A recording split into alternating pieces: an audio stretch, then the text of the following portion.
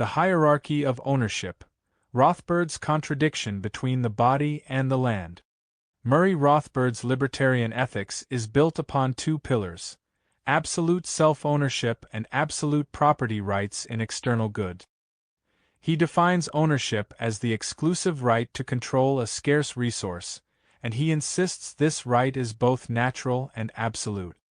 Each person, he says, has absolute ownership over his own body and over that property which he has found and transformed. Yet when these two forms of ownership collide, the ownership of one's body and the ownership of land, his system collapses into contradiction.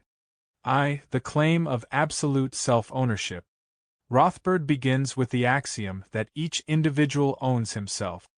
This is his answer to slavery, paternalism, and state coercion. Since every human being is a rational agent, no one else may properly claim control over his body.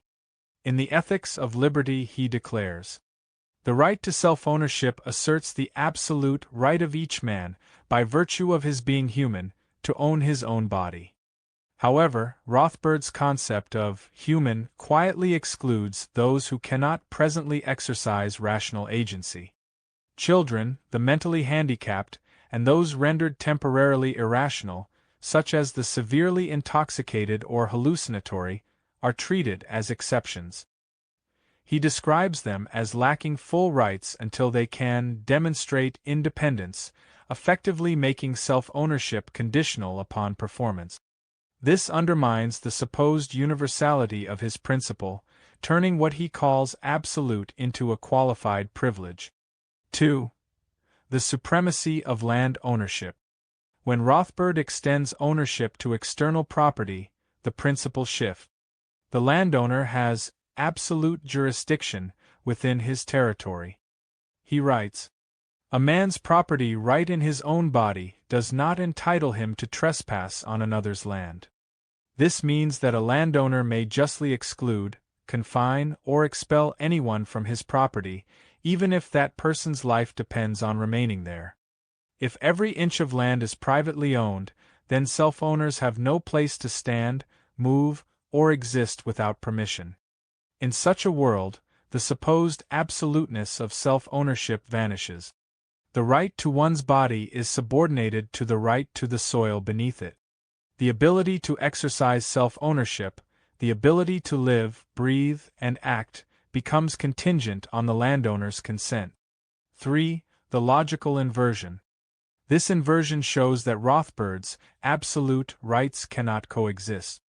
If self-ownership were truly absolute, then every person would at least possess an unconditional right to occupy some physical space. But if land ownership is absolute, then every act of existence is potentially trespass. The two principles, when universalized, negate one another.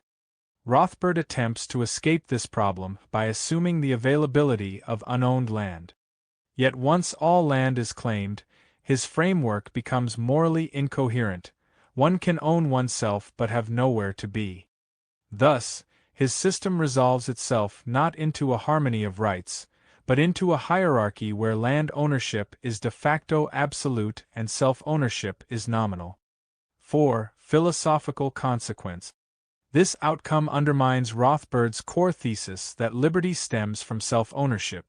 In practice, liberty stems from territorial permission, not personal autonomy.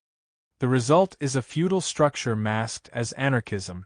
Every self-owner becomes dependent on landlords for the right to exist. A consistent libertarian theory would have to choose: either the body's right to exist is fundamental, limiting the scope of property, or property rights are supreme, reducing self-ownership to a privilege. Rothbard attempts to hold both simultaneously and ends with neither. Conclusion. Rothbard's framework collapses under the weight of its own absolute.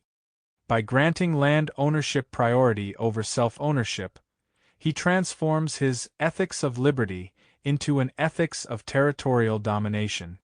What survives is not the inviolable sovereignty of the individual, but the inviolable sovereignty of the landlord. The moment a man's body stands upon another's ground, His so-called absolute right becomes conditional, revealing that in Rothbard's universe, the only true absolute is exclusion, not freedom.